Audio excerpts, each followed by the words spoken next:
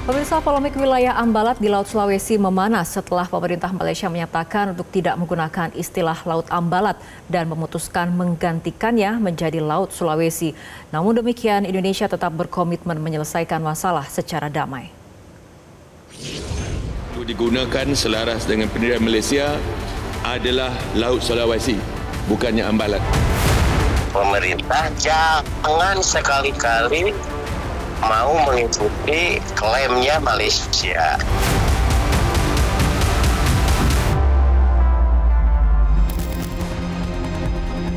Sengketa Blok Ambalat kembali mengemuka. Terdapat perbedaan persepsi antara Indonesia dan Malaysia terkait posisi Blok Ambalat. Baru-baru ini Malaysia menegaskan klaim kedaulatannya atas wilayah sengketa Blok ND6 dan ND7 yang oleh Indonesia dinamai Blok Ambalat. Kuala Lumpur menolak menggunakan istilah Ambalat dan menamainya dengan Laut Sulawesi. Demikian rujukan yang lebih tepat kepada kawasan berkenaan yang perlu digunakan selaras dengan pendirian Malaysia adalah Laut Sulawesi, bukannya Ambalat. Ambalat ni adalah istilah daripada Indonesia yang nak meyakinkan, yang nak membuatkan dia punya klaim ke atas kawasan tersebut. Menanggapi itu, Indonesia berkomitmen menyelesaikan masalah Ambalat secara damai. Apalagi Indonesia dan Malaysia sama-sama memiliki niat baik. Ya, kita cari penyelesaian yang baik, yang damai, itu ada itikat baik dari dua pihak ya. Kita jangan biasalah ada mungkin, intinya kita mau penyelesaian yang baik ya. Pada 27 Juni 2025, persoalan di wilayah Ambalat menjadi salah satu topik yang dibahas dalam pertemuan Prabowo dengan Anwar Ibrahim di Istana Merdeka. Ketika itu Prabowo mengungkapkan bahwa Indonesia dan Malaysia sepakat menyelesaikan masalah hukum terkait batas wilayah sesegera mungkin. Indonesia menamai Ambalat, sementara Malaysia menyebutnya dengan Laut Sulawesi. Lantas manakah yang benar? Anggota Komisi 1 DPR RI Oleh Soleh menjelaskan bahwa penamaan memiliki pengaruh yang besar. Soleh menegaskan, pemerintah Indonesia diminta tidak manut klaim dari Malaysia. Sikap tegas DPR ini didasari oleh prinsip untuk mempertahankan setiap jengkal wilayah kedaulatan negara dari klaim pihak asing. Penamaan ini sepihak ya tentu ini sangat keberatan ya, sangat keberatan. Karena memang penamaan ini sangat berpengaruh pada arti dan maksud. Nama itu identik dengan arti dan maksudnya. Rekomendasi kami, pemerintah jangan sekali-kali mau mengikuti klaimnya Malaysia. Karena ini akan menjadi bahaya. Sekali lagi, nama itu identik dengan makna dan maksud, arti dan maksud. Berdasarkan perjanjian tapal batas kontinen Indonesia-Malaysia tahun 1969, Blok Ambalat adalah milik Indonesia.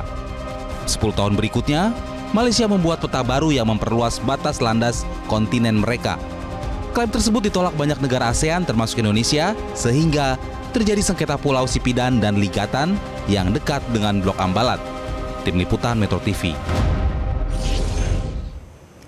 Direktur Jenderal Asia Pasifik dan Afrika Kementerian Luar Negeri Abdul Qadir Jalani menjelaskan pemerintah Indonesia berkomitmen untuk menyelesaikan seluruh perbatasan laut dengan cara damai melalui proses perundingan. Abdul Qadir juga menyebut sejak 2005 sudah digelar 43 putaran perundingan yang memiliki kompleksitas teknis cukup tinggi terkait Ambalat. Menyelesaikan masalah ini memang memerlukan waktu. Kita ketahui bahwa proses perundingan telah berlangsung 43 putaran semenjak tahun 2005. Proses perundingan perbatasan memiliki kompleksitas teknis yang cukup pelik, oleh karenanya memerlukan waktu. Dan dalam proses perundingan tersebut Indonesia akan terus memperjuangkan, akan mengedepankan kepentingan nasional serta berdasarkan prinsip-prinsip yang ada dalam. Blok Ambalat kembali menjadi perhatian dunia. Malaysia enggan menyebut Ambalat tetapi memilih menggunakan istilah blok di Laut Sulawesi. Padahal Indonesia hingga kini masih meyakini Ambalat merupakan milik sah NKRI. Untuk membahasnya telah bergabung bersama kami pakar hukum internasional Hikmahanto Juwana. Selamat malam Prof. Hikmahanto. Selamat malam Fitri. Baik, Prof, penggunaan istilah Laut Sulawesi oleh Malaysia dinilai bukan sekedar masalah nama melainkan bagian dari strategi klaim wilayah. Bagaimana pandangan Anda? Begini, kalau misalnya ada dua negara bersengketa, apalagi terhadap wilayah yang beririsan. Nah, tentu masing-masing negara akan menamai sesuai dengan klaim yang dilakukan. Jadi, dari pihak kita Indonesia, kita kan mengklaim wilayah yang ada di landas kontinen antara Kalimantan dengan Pulau Sulawesi itu kita sebut sebagai blok Ambalat. Ini bukan masalah teritorial ya, bukan laut teritorial di mana kita punya kedaulatan. Tetapi ini bicara soal hak berdaulat, sovereign right, landas kontinen. Jadi Menlu Malaysia ketika menyampaikan ke parlemennya juga salah menyebut istilah bukan kedaulatan. Dia mengatakan kedaulatan, harusnya hak berdaulat. Jadi dari sisi kita mengatakan ini adalah blok Ambalat. Tetapi dari sisi Malaysia terhadap wilayah yang mereka klaim yang beririsan dengan wilayah kita, itu sebenarnya bloknya itu disebut sebagai ND6 dan ND7 yang dalam versi mereka ada di Laut Sulawesi, ya, Laut Sulawesi. Jadi itu Celebes Sea, memang nama secara internasional di peta juga disebut sebagai Laut Sulawesi. Nah, di bawahnya landas kontinen, ya, itu kemudian ada klaim dari pihak Malaysia yang disebut sebagai ND6 dan ND7. Nah, tentu ketika Menlu Malaysia menyampaikan hal ini di Parlemen Malaysia, ya wajar kalau mereka mengatakan ini namanya adalah ND6, ND7 yang ada di Laut Sulawesi, ya kan? Sama kalau kita Indonesia, misalnya Bapak Presiden menyampaikan ke Parlemen, ke rakyat Indonesia, pasti Bapak Presiden akan menyebut sebagai blok Ambalat, bukan ND6, ND7 di Laut Sulawesi, karena itu kan istilah Malaysia yang digunakan. Ini kita menggunakan istilah versi perspektif Indonesia. Karena apa? Wilayah ini beririsan. Dan ini bukan sesuatu yang aneh, janggal begitu. Karena misalnya dalam sengketa pulau antara Jepang dengan Cina, Jepang ada istilah yang digunakan namanya Senkaku. Ya, tapi Cina menyebutnya Dayotai. Tapi barangnya sama, itu juga gitu ya. Karena saling klaim. Sementara dengan Korea Selatan, Dokdo. Sementara kalau dari Jepang namanya Takeshima. Jadi bagaimana kita menyampaikan kepada rakyat kita, tentu kita menggunakan istilah yang kita gunakan. Ya. Oke, Prof, tapi tadi dari pernyataan anggota Komisi 1 DPR RI yang menjelaskan bahwa penamaan ini memiliki pengaruh yang besar. Ya tentu pengaruh yang besar, karena kalau misalnya kita juga mengatakan ND6 dan ND7, berarti kita sudah tunduk dengan keinginan dari Malaysia. Malaysia juga akan mengatakan hal yang sama. Kalau kita menyebut namanya Ambalat, blok Ambalat, maka kita sudah tunduk dengan keinginan Indonesia. Nah, makanya masing-masing mempertahankan agar nama itu tidak diganti. Dan kita harus tetap menyebut sebagai blok Ambalat. Nah, sekarang yang dilakukan oleh Bapak Presiden dan Perdana Menteri Anwar Ibrahim beberapa waktu yang lalu ketika Perdana Menteri Anwar Ibrahim datang ke Indonesia adalah sudahlah, kita tidak usah bersengketa, batas itu ada di mana, karena sampai hari ini batas itu masih belum terselesaikan secara hukum. Yang kedua juga nama, mungkin juga masing-masing punya nama, tapi di wilayah itu yang beririsan, maka kita kerjasamakan, joint development.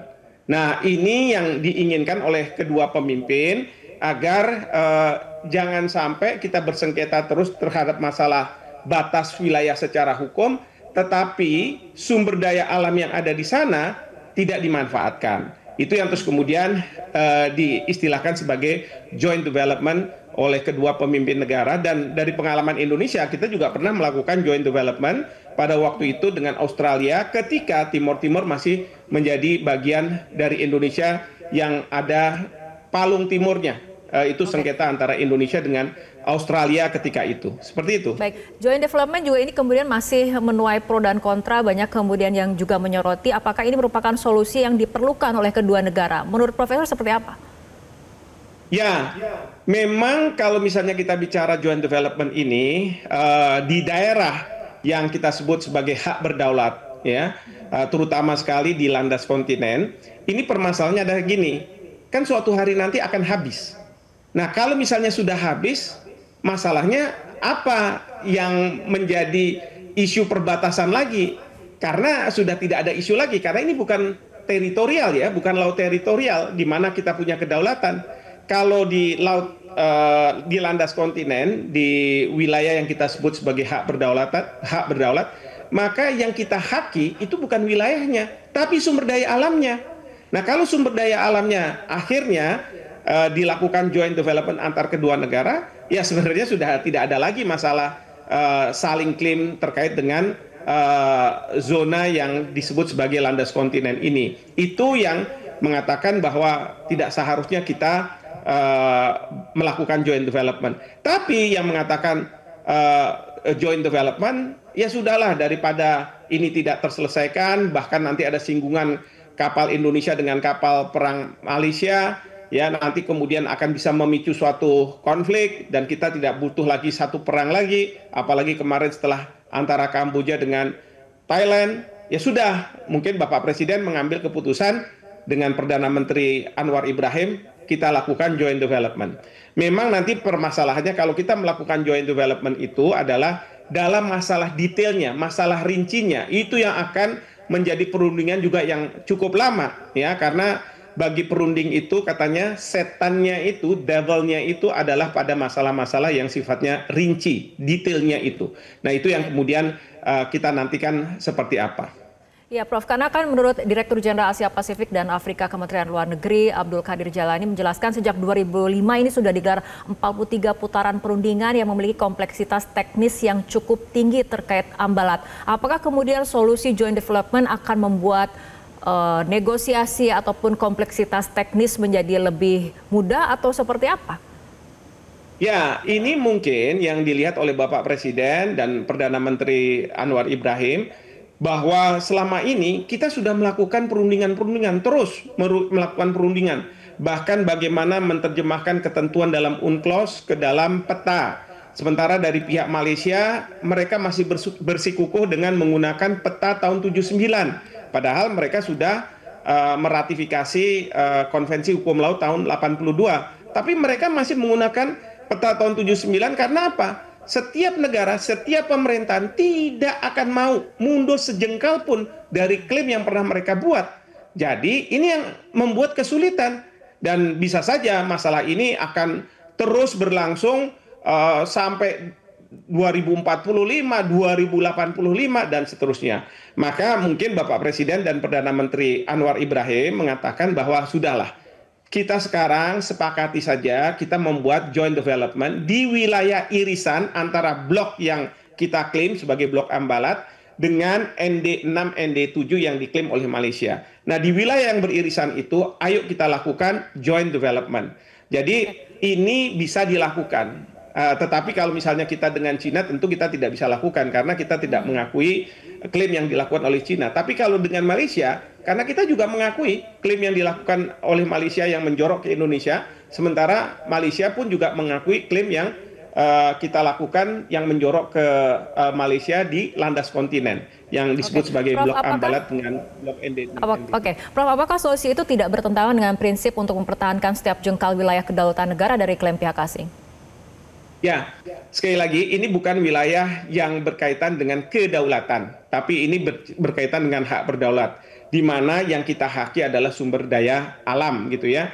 Memang kalau misalnya kita bicara terkait dengan masalah perbatasan ini, kemungkinannya ada 3. Penyelesaian damai ya, kalau penyelesaian lewat perang juga bisa, tapi itu tidak akan diakui. Penyelesaian damai itu bisa 3. Pertama adalah kita menyepakati setelah berunding, yang bisa saja sampai kapanpun tidak akan selesai, sama kok antara Cina dengan Jepang, Jepang dengan Korea Selatan juga punya masih sengketa sampai hari ini. Itu bisa kita lakukan perundingan sampai kemudian kesepakatan.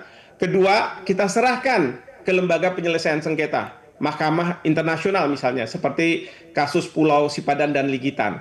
Tapi kita tidak mau lagi melakukan hal tersebut karena kita bisa kehilangan kedaulatan ya atau hak berdaulat. Nah, yang ketiga adalah melakukan joint development. Tetapi ini juga tidak bisa mengatakan bahwa kita akan mempertahankan sejengkal, katakanlah yang menjadi klaim kita. Ya, kita tidak akan mundur. Karena apa? Disepakati oleh para pihak bahwa mau dilakukan yang disebut sebagai joint development. Oke, dilihat dari perkembangan yang terjadi pasca kemudian pertemuan antara Presiden Prabowo dan Perdana Menteri Malaysia, menurut Anda penyelesaian ataupun langkah yang terbaik yang saat ini dimiliki oleh kedua negara untuk menyelesaikan soal Ambalat tanpa memantik ketegangan di kawasan, artinya seperti apa, Prof? Ya, seperti yang sudah dipilih oleh para pemimpin, yaitu joint development. Jadi dengan joint development ini, kalau bagusnya dibandingkan dengan perundingan sampai kemudian ada kesepakatan, itu yang akan memakan waktu lama, sementara sumber daya alam tidak akan tereksplorasi dan tereksploitasi, begitu ya, yang seharusnya bisa dimanfaatkan sekarang, gitu. Dan kita nggak tahu sampai kapan. Sementara kalau misalnya kita bawa ke mahkamah internasional, masalah kedaulatan atau hak berdaulat hanya ditentukan oleh 9 orang yang ada di mahkamah internasional. Jadi pilihan yang ada sekarang ini mungkin menurut Bapak Presiden dengan Perdana Menteri Anwar Ibrahim itu adalah mereka mengatakan ayo kita lakukan joint development. Meskipun saya yakin rakyat maupun parlemen dari kedua negara bisa saja tidak setuju dengan pemimpinnya, tetapi kembali kalau misalnya nanti ada perjanjian terkait dengan joint development ini kan harus dibawa ke masing-masing parlemen atau di Indonesia dengan DPR, dan terserah nanti DPR akan menyetujui atau tidak, ya, parlemen Malaysia akan menyetujui atau tidak, ya, karena bisa saja antara pemimpin sudah sepakat tetapi oleh parlemen ternyata tidak disahkan. Itu bisa terjadi. Kita harus lihat perkembangannya ke depan seperti apa. Baik, terima kasih Profesor Hikmanto Jono telah berbincang bersama kami malam hari ini. Jelajahi cara baru mendapatkan informasi. Download Metro TV Extend sekarang.